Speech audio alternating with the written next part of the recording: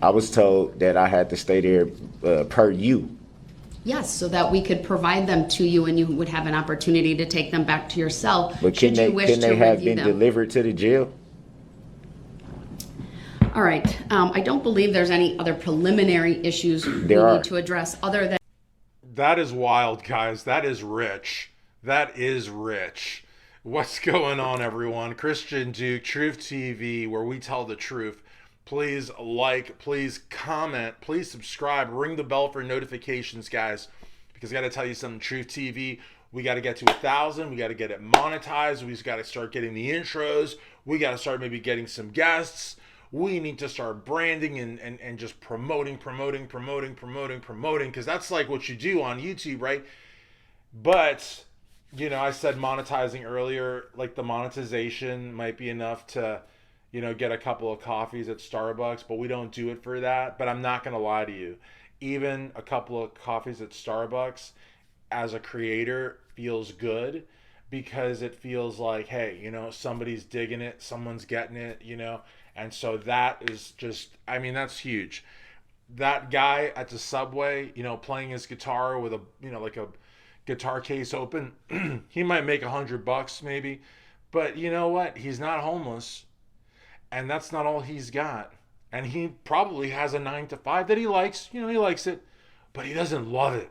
What he loves is that sidewalk playing that guitar.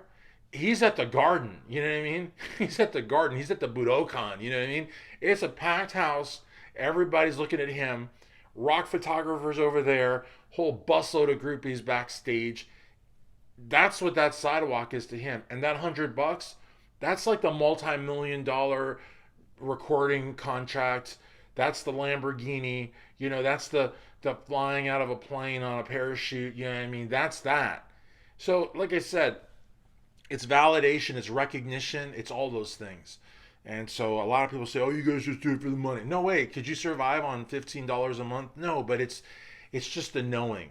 And I tell you something, that $15 can feel every bit as good as a $5 million contract. I'm serious. It just, and I'm gonna tell you something. There's a something that we all look up at that honestly we're probably never gonna reach, but it's one of those like little silver plaques that you get from YouTube when you hit 100,000. But you can dream. In any event, guys, the inconvenience factor here. Sorry about that 2 minute aside. I apologize. But I got to tell you something. The convenience factor blows my mind. It blows my mind, and it's one of those very few times where you see Judge Doro. She doesn't even engage Darrell Brooks Jr. in conversation. She doesn't even entertain the point. She is just so, ugh. Because you got to figure the judges have to stay and work, right? You got court staff, they've got to stay and work. The prosecution either stays and works there or crosses the street to wherever their office is and works there. The sheriffs, the correctional people, the deputies, they're working. So it's just crazy to me that, Darrell Brooks Jr. is like, yeah, just get me out of here. I got places to be. Now, you may say, well, where do you have to be? You're going to be in prison your whole life. Well, remember how I talked about like the $15 couple of coffees or the $100 the guy that plays the guitar outside the subway might make, how that might feel like 10 million bucks? Well, even though Darrell Brooks Jr. was living in a pod that he probably had to share, or maybe he was single celled, I don't know, he's high profile.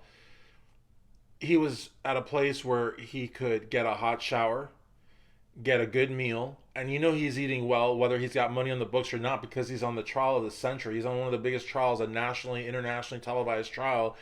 The last thing they want is for him to say, "I'm not getting enough food." You know what I mean? He's probably getting the best food, so he can get a shower whenever he wants to because he is in the trial process. He's not like a regular inmate, right?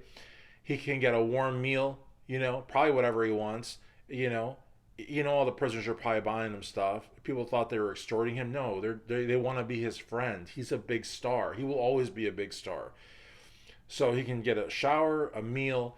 He's got a TV, and if he doesn't have a TV, there's a rec room, right? And if he falls asleep, right, rec room. And then if he falls asleep, he can go to sleep. Basically, it may not be your house or my house. It may not be the Waldorf Astoria, but it's home. So he's basically telling the judge, look, I don't want to be here. I'd rather be home where I can get a shower, I can get a meal, I can watch TV, and I can fall asleep. Can't do those things here.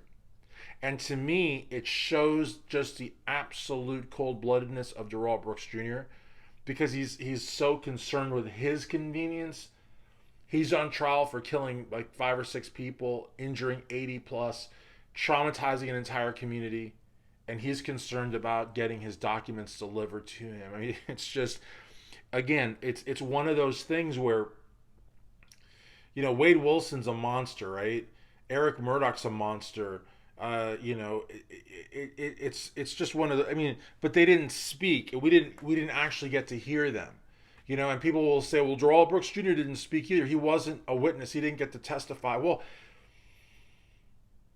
I would argue that everything that he did for those 16, 17 days was him testifying. He was speaking. He was trying to rule the proceedings. He was terrorizing everyone, including the judge who had to step out, remember? So that's why I think that, this content is just so it's just so catchy because people just can't get over themselves. Like, they honestly cannot get over the fact that Darrell Brooks Jr. or someone like him could possibly be that heartless. You know what I mean? And it wasn't an act. I mean, he is that person. You even hear about it like with Dawn. People say that, Darrell's relationship with Dawn was very, very stressful and very, very tense because I think Dawn was scared of him. I really do. I think Dawn was scared of him. I think a lot of his family members were probably scared of him. Erica Patterson, he ran her over before. He struck her numerous times. He stalked her. So again, I mean, this is a really, really bad individual.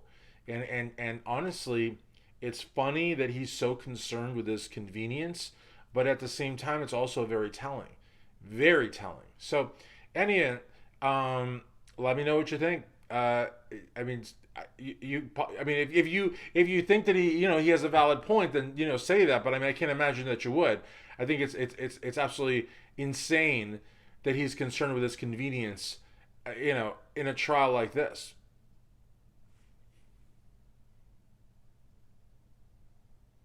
Because I mean, it's just one of those things. I mean, you're talking about an individual that just doesn't have any remorse.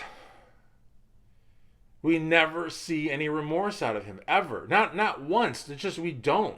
I mean, we see him sad for his family, but not sad for the families that he hurt. And so again, I almost feel like he's ordering a pizza. You know what I mean? Say, if you don't get it to me in 30 minutes, it's free. Remember, Domino's Pizza used to. I remember because there was something about that in the Ninja Turtles movie. I really liked that movie, the first one, the only good one. The only good ones are the first ones. You know what I mean? But you know, it just is what it is. It just is what it is. And